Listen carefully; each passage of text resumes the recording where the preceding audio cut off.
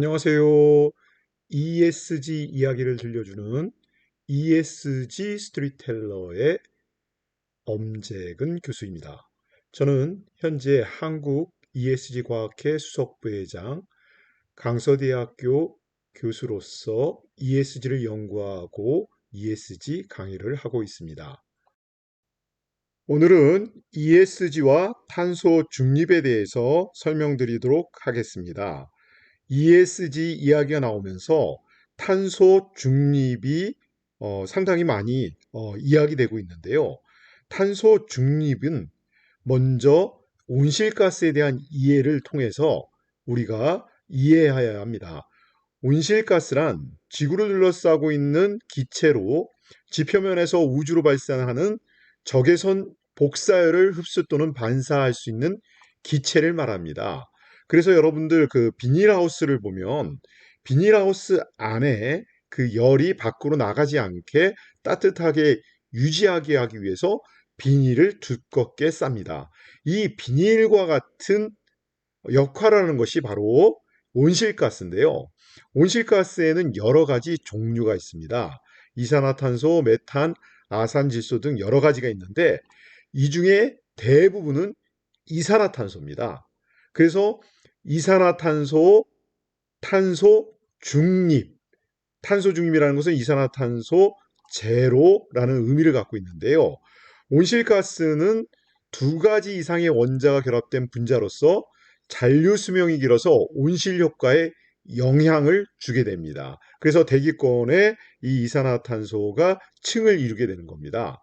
이 지구 공기 자체가 질소와 산소, 아르곤 등이 주된 성분이고 이산화탄소는 1% 미만으로 존재하지만 지구 온도에 있어서는 많은 영향을 주고 있습니다.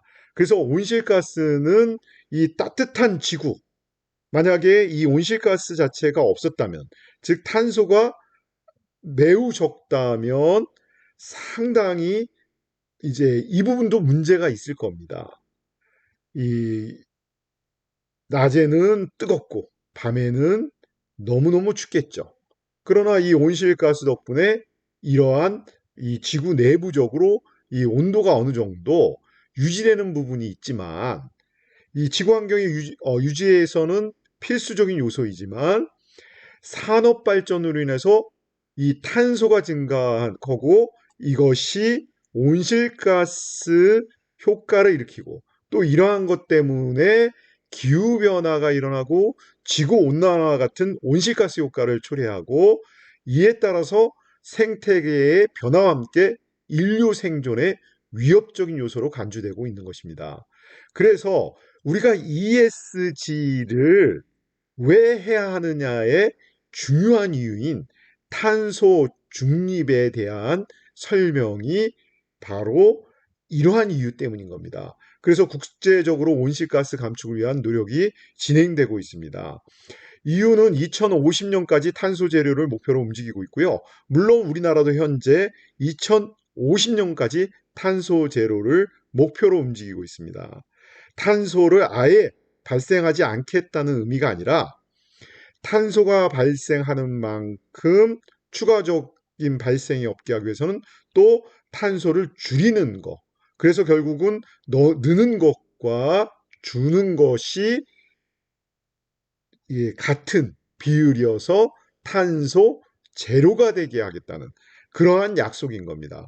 그래서 2020년 1월 14일 EU 집행위는 기후변화를 막기 위해서 2050년까지 EU를 탄소 중립 대륙으로 만들겠다.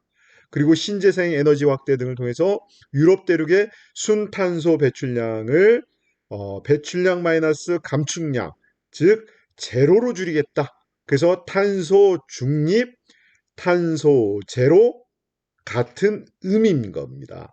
그래서 신재생 에너지 R이 100을 우리가 설명할 때 신재생 에너지를 통해서 탄소를 줄이는 효과와 또 어쩔 수 없이 발생하는 탄소의 양, 그것을 같이 맞추어서 탄소 중립을 이루겠다. 이러한 뜻입니다. 그래서 이러한 부분들은 기후변화를 막기 위한 아주 중요한 조치이고요. 이 과정에서 이제 유럽 기업들이 석유화학, 철강, 알루미늄 등 탄소 배출량이 많은 기업들은 국제 경쟁력 상실이 우려되는 거죠. 왜냐하면 이것들을 유럽에서만 하면 문제가 되는 거죠. 그래서 이러한 부분들을 이 유럽에서만 하는 것이 아니라 유럽에 들어오는 물건들에게도, 그러니까 다른 대륙에서도 이러한 노력을 해라 하면서 탄소 배출량이 많은 수입품에 탄소세를 부과할 수 있다고 경고를 하고 있습니다. 그래서 차후에 제가 또 유럽 공급망 실사법이라든지 이런 부분도 설명드릴 건데요.